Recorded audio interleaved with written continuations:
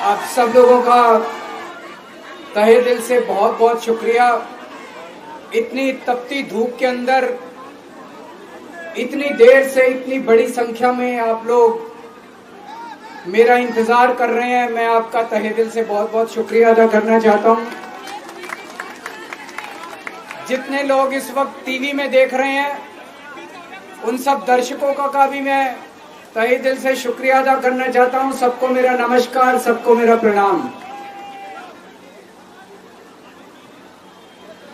दोस्तों, सीधा जेल से मैं आप लोगों के बीच में आ रहा हूं। आपके बीच में आके बहुत अच्छा लग रहा है। 50 दिन के बाद अभी मैं, मेरी पत्नी भगवंत मान साहब, हम लोग कनॉट प्लेस में हनुमान मंदिर में गए थे। हनुमान जी का आशीर्वाद लिया, उनके दर्शन किए। फिर शिव जी के मंदिर गए, शनि जी महाराज के पास गए, उनका सबका आशीर्वाद लिया। बजरंगबली की खूब कृपा है हमारे ऊपर, हमारी पार्टी के ऊपर, देशवासियों के ऊपर। उन्हीं की कृपा से आज अचानक मैं आप लोगों के बीच में हूं। नहीं तो किसी को उम्मीद नहीं थी कि चुनाव के बीच में मैं जेल से बाहर आ जाऊंगा, लेकिन ऊपर बजरंगबली की कृपा है, हनुमान जी की कृपा है हम लोगों के ऊपर, और चमत्कार हुआ और आज मैं आप लोगों के बीच में हूं। दोस्तों, हमारी आम आदमी पार्टी एक छोटी सी पार्टी है, 2 राज्यों के अंदर है, अभी 10 साल पुरानी पार्टी है। हमारी पार्टी को कुचलने में, खत्म करने में प्रधानमंत्री जी ने कोई कसर नहीं छोड़ी। एक साथ हमारी पार्टी के 4 टॉप के नेता जेल भेज दिए एक साथ। अरविंद केजरीवाल, मनीष सिसोदिया, संजय सिंह, सतिंदर जैन। बड़ी बड़ी पार्टियों के अगर 4 टॉप के नेता जेल चले जाएं, पार्टी खत्म हो जाती है। आम आदमी पार्टी के 4 टॉप के नेता इन्होंने जेल भेज दिया। उन्होंने सोचा कि पार्टी खत्म हो जाएगी, लेकिन ये पार्टी नहीं है, ये एक सोच है। जितना ये खत्म करना चाहते हैं उतना ये बढ़ती जाती है, उतना ये बढ़ती जाती है। ये क्रश करना चाहते हैं प्रधानमंत्री जी आम आदमी पार्टी को। जो लोग मोदी जी से मिलने जाते हैं, वो कई लोग हमें भी जानते हैं, वो बाहर आके हमें बताते हैं कि आपके बारे में सबसे पहले मोदी जी से जो भी मिलने जाता है, सबसे पहले वो केजरीवाल की और आम आदमी पार्टी की 10 से 15 मिनट बात करते हैं। उनको कहते हैं कि आने वाले समय के अंदर आम आदमी पार्टी ही देश को भविष्य देने वाली है। वो खुद भी मानते हैं। इसीलिए वो चाहते हैं कि आज ही आम आदमी पार्टी को बढ़ने से रोका जाए, इनको कुचल दिया जाए। ये तानाशाही है। अगर उनको लगता है कि आम आदमी पार्टी आने वाले समय में बीजेपी को चैलेंज देने वाली है, आप अच्छे काम करो, आप देश को भविष्य दो। आज आपकी सरकार है केंद्र के अंदर, आप देश के लिए काम करोगे, आम आदमी पार्टी को कोई पूछेगा ही नहीं। लेकिन आप कुछ काम नहीं करो और आम आदमी पार्टी को कुचल दो, ये जनतंत्र नहीं है, ये इस देश की जनता पसंद नहीं करती। इन्होंने आम आदमी पार्टी को कुचलने में कोई कसर नहीं छोड़ी। छोटे से लोग हैं हम लोग, छोटी सी पार्टी है। 75 साल के अंदर इस कदर किसी पार्टी को और उसके नेताओं को प्रताड़ित नहीं किया गया जिस तरह से प्रधानमंत्री मोदी जी ने आम आदमी पार्टी को प्रताड़ित करने की कोशिश की है। मेरे को इन्होंने जेल भेज दिया। प्रधानमंत्री जी कह रहे हैं मैं भ्रष्टाचार से लड़ रहा हूं। देश के सबसे बड़े चोर, उचक्के और डकैतों को उन्होंने अपनी पार्टी में शामिल कर लिया। जिन लोगों को 10 दिन पहले मोदी जी कहते थे 70,000 करोड़ का इसने घोटाला कर दिया, थोड़े दिन के बाद उसी आदमी को अपनी पार्टी में शामिल करके किसी को डिप्टी सीएम बना देते हैं, किसी को मंत्री बना देते हैं और उनके सारे ईडी और सीबीआई के मामले खत्म कर देते हैं और कहते हैं मैं भ्रष्टाचार से लड़ रहा हूं। मैं मोदी जी को कहना चाहता हूं, भ्रष्टाचार से अगर लड़ाई लड़नी है तो केजरीवाल से सीखो। प्रधानमंत्री जी, भ्रष्टाचार के खिलाफ लड़ाई केजरीवाल ने लड़ी है।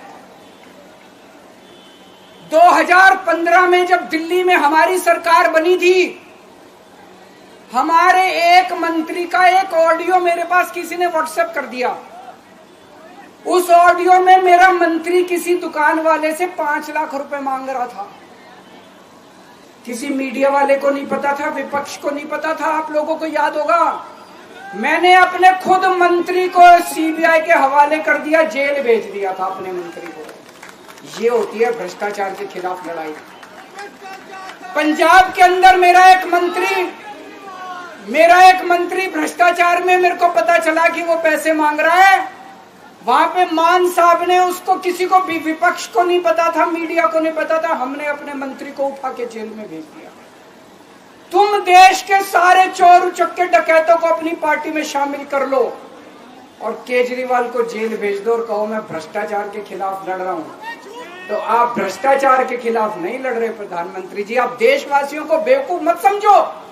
देश बच्चे बच्चे की जुबान के ऊपर हो रहा है कि सारे चोर चक्कों को अपनी पार्टी में शामिल करके और ईडी और सीबीआई के सारे केस उनके रफा दफा कर दो।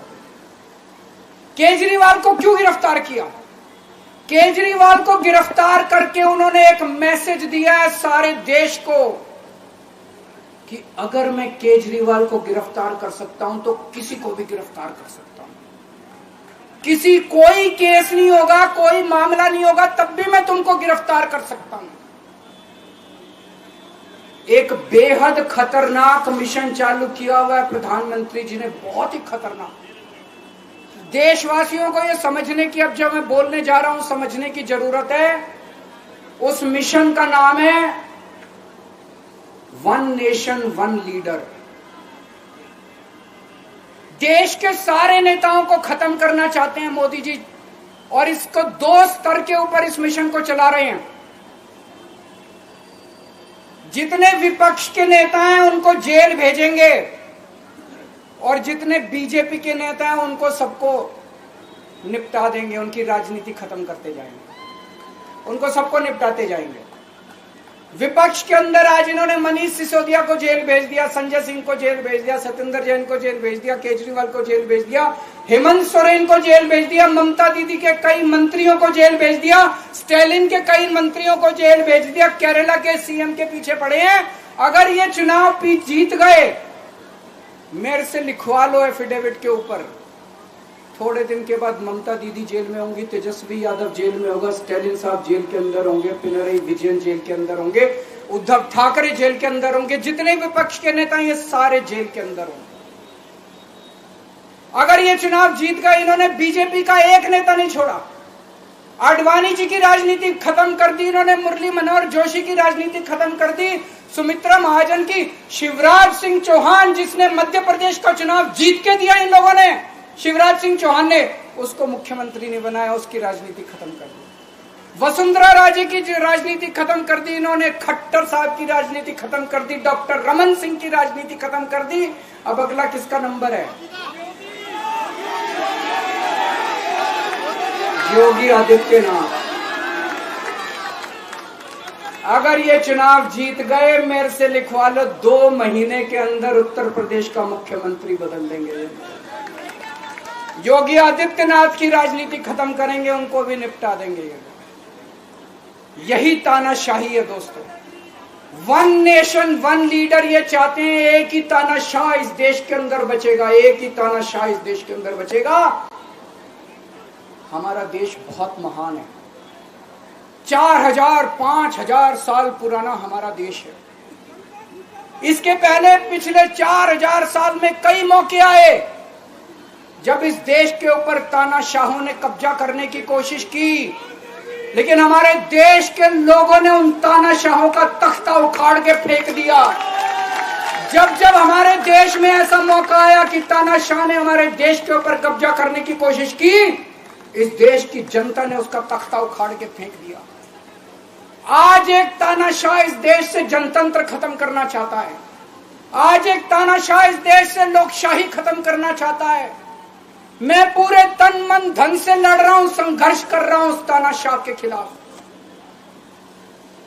140 करोड़ लोगों का साथ चाहता हूं मैं। मेरे अकेले के करने से नहीं होगा।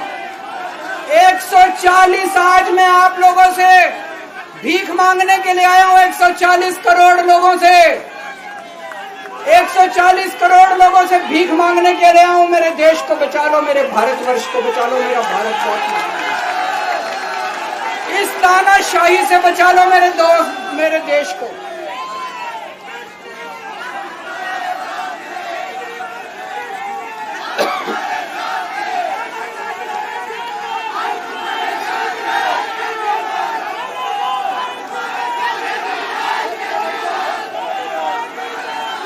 मैं सुप्रीम कोर्ट का बहुत बहुत शुक्रिया अदा करना चाहता हूं। उन्होंने 21 दिन दिए हैं, एक एक दिन में 24 घंटे हैं। मैं एक दिन में 24 में से 36 घंटे काम करूंगा। पूरे देश भर में घूमूंगा इस तानाशाही को रोकने के लिए। दोस्तों, जितनी मेरे अंदर ताकत है, मेरा सब कुछ कुर्बान है देश के लिए। मेरा तन मन धन सब कुछ कुर्बान है मेरे देश के लिए। मेरे खून का एक एक कतरा मेरे देश के लिए, मेरे शरीर का एक एक कतरा, मेरी जिंदगी का एक एक पल मेरे देश के लिए।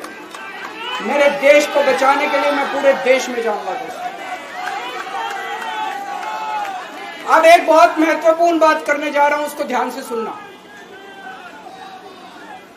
ये लोग इंडिया गठबंधन से पूछते हैं आपका प्रधानमंत्री कौन होगा। मैं बीजेपी से पूछता हूं आपका प्रधानमंत्री कौन होगा। आप लोग सोच रहे होंगे केजरीवाल क्या बात कर रहा है, मोदी जी होंगे। नहीं, मोदी जी अगले साल 17 सितंबर को 75 साल के हो रहे हैं। बीजेपी के अंदर मोदी जी ने 2014 में मोदी जी ने खुद ने रूल बनाया था कि बीजेपी के अंदर जो भी 75 साल का होगा उसको रिटायर कर दिया जाएगा। सबसे पहले आडवाणी जी को रिटायर किया गया, उसके बाद मुरली मनोहर जोशी जी को रिटायर किया गया, फिर सुमित्रा महाजन को रिटायर किया गया, फिर यशवंत सिन्हा को रिटायर किया गया। अब मोदी जी अगले साल 17 सितंबर को रिटायर होने वाले हैं। तो मैं बीजेपी से पूछना चाहता हूं आपका प्रधानमंत्री का दावेदार कौन है। दोस्तों, अगले साल 17 सितंबर तक अगर इनकी सरकार बनी, तो उस पे भी आऊंगा मैं। अगर इनकी सरकार बनी तो पहले अगले 2 महीने में योगी जी को निपटाएंगे ये, और उसके बाद मोदी जी के सबसे खास अमित शाह को ये प्रधानमंत्री बनाएंगे। तो मैं लोगों को, देश के लोगों को आगाह करना चाहता हूं, मोदी जी अपने लिए वोट नहीं मांग रहे। मोदी जी अमित शाह को प्रधानमंत्री बनाने के लिए वोट मांग रहे हैं। मैं पूछना चाहता हूं मोदी जी से और अमित शाह जी से, ये मोदी की गारंटी पूरी कौन करेगा? क्या अमित शाह मोदी की गारंटी पूरी करेंगे? जब आप अगर जो वैसे तो मेरे को लगता है मैं भी आऊंगा उसके ऊपर, मुझे नहीं लगता इनकी सरकार बन रही है, लेकिन जो बीजेपी को वोट देने जाएं वो ये सोच के जाना कि आप मोदी जी के नाम पे वोट नहीं दे रहे, आप अमित शाह के नाम पे वोट दे रहे।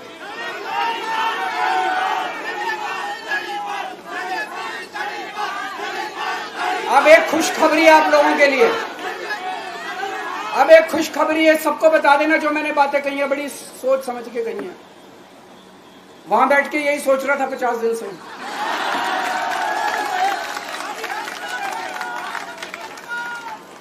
दोस्तों, पूरे देश के मेरे को बाहर निकले हुए 20 घंटे हो गए। इन 20 घंटों के अंदर भी मैंने रात भर में जनता से बात कर रहा था, लोगों से फोन कर रहा था,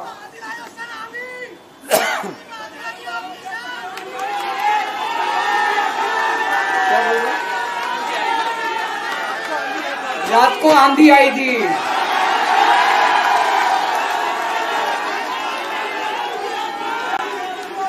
पिछले 20 घंटे में मैंने जो बातचीत करी है, कई बड़े बड़े एक्सपर्ट से बात की, चुनाव विश्लेषकों से बात की, सेफोलॉजिस्ट से बात की, जनता से बात की, फोन पे लोगों से।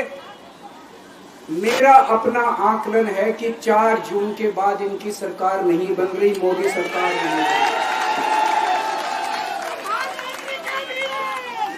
दोस्तों, अगर मैं गलत हूं तो मेरे को बताना। हरियाणा में इनकी सीट कम हो रही है, राजस्थान में कम हो रही है, कर्नाटक में कम हो रही है, दिल्ली में कम हो रही है, बिहार में कम हो रही है, महाराष्ट्र में कम हो रही है, कर्नाटक में कम हो रही है, बंगाल में कम हो रही है, झारखंड में कम हो रही है। बढ़ कहां रही है? यूपी में कम हो रही है, बढ़ कहां रही है? बड़े एक भी जगह इनकी सीटें नहीं बढ़ रही हैं। मेरा अपना मानना है, और सट्टा बाजार में भी जो चल रहा है, इनकी 220 से 230 के बीच में सीट आ रही है, उससे ज्यादा सीट नहीं आ रही। मोदी सरकार नहीं बन रही है, केंद्र में इंडिया गठबंधन की सरकार बन रही है। आम आदमी पार्टी उस सरकार का हिस्सा होगी। दिल्ली को पूर्ण राज्य दिलाएंगे। दिल्ली का एलजी लोगों का एलजी होगा, दिल्ली का एलजी दिल्ली वालों का एलजी होगा। गुजरात से आया हुआ है अभी, दिल्ली के लोगों का एलजी होगा, दिल्ली के लोगों का विकास होगा। एक और पॉइंट है, जब मैं जेल के अंदर था तो कुछ लोगों ने यह मुद्दा उठाया, केजरीवाल सीएम पद से इस्तीफा क्यों नहीं देता। दोस्तों, केजरीवाल को कभी किसी पद का लालच नहीं हुआ। मैं आप मंत्री, मुख्यमंत्री, प्रधानमंत्री ये सब बनने नहीं आया। इनकम टैक्स में कमिश्नर की नौकरी करता था। कमिश्नर की नौकरी छोड़ के दिल्ली की झुग्गियों के अंदर 1 नहीं, 2 नहीं, 3 नहीं, 10 साल तक मैंने दिल्ली की झुग्गियों के अंदर काम किया है, सुंदर नगरी और नंदनगर की झुग्गियों के अंदर। इनकम टैक्स कमिश्नर की नौकरी छोड़ के जब मेरे को दिल्ली की जनता ने पहली बार सीएम बनाया, असूलों के ऊपर 49 दिन के अंदर सीएम पद से इस्तीफा दे दिया था। एक चपरासी की नौकरी कोई नहीं छोड़ता। सीएम बनने के लिए लोग अपना दायां हाथ कटाने के लिए तैयार होते हैं। मैंने खुद से अपने आप सीएम की कुर्सी को लात मार दी थी 49 दिन के अंदर। मेरे लिए सीएम पद इंपॉर्टेंट नहीं है। आज मैंने सीएम पद से इस्तीफा क्यों नहीं दिया जेल जाने के बाद? दोस्तों, पिछले 75 साल में भारतवर्ष में इतने राज्यों के चुनाव हुए, इतने राज्यों के चुनाव हुए, दिल्ली के अंदर सबसे ऐतिहासिक बहुमत से आम आदमी पार्टी जीती। 55-56% वोट, एक बार 67 सीट, एक बार 62 सीट। इतने भारी बहुमत से आज तक कोई राज्य की सरकार 75 साल में नहीं जीती। इतने भारी बहुमत से जीतने के बावजूद झूठा केस, अब उनको पता है वो हमें हरा नहीं सकते दिल्ली के अंदर। उन्हें पता है अगले 20 साल तक दिल्ली में आम आदमी पार्टी को कोई नहीं हरा सकता। तो उन्होंने एक षड्यंत्र रचा, राजनीतिक षड्यंत्र रचा। केजरीवाल को झूठे केस में जेल भेज दो, केजरीवाल को इस्तीफा देना पड़ेगा, केजरीवाल की सरकार गिर जाएगी। उन्होंने ये षड्यंत्र रचा। मैंने कहा मैं भी इस्तीफा नहीं दूंगा। तुम अगर जनतंत्र को जेल में कैद करोगे तो जनतंत्र जेल से चला के दिखाएंगे। दोस्तों, सरकार भी जेल से चला के दिखाएंगे। कतई इस्तीफा, तुम्हारे ट्रैप में फंसने वाले नहीं हम। ये अगर हेमंत सोरेन साहब को भी इस्तीफा नहीं देना चाहिए था, जेल से सरकार चलानी चाहिए। अगर हमने इस्तीफा दे दिया, ये तो बड़ा अच्छा इनके लिए। जिस राज्य के अंदर ये चुनाव हारेंगे उसके मुख्यमंत्री को पकड़ के जेल में डाल दो, सरकार गिरा दो। उसके मुख्यमंत्री को पकड़ के जेल में डाल दो, सरकार। आज मैं अगर दिल्ली की जेल के अंदर रह के दिल्ली की जेल से इस्तीफा नहीं दे रहा, वो इस तानाशाही के खिलाफ संघर्ष कर रहा हूं, इसको समझ लेना। केजरीवाल को किसी पद का लालच नहीं है। सीएम तो 100 सीएम की कुर्सी देश के नाम कुर्बान हो गई। मुझे पता चला, मेरे जेल जाने से बहुत लोग भावुक हुए, खासकर मेरी माँ, बहनें, महिलाएं बहुत रोई, कईयों ने बहुत मन्नतें मांगी।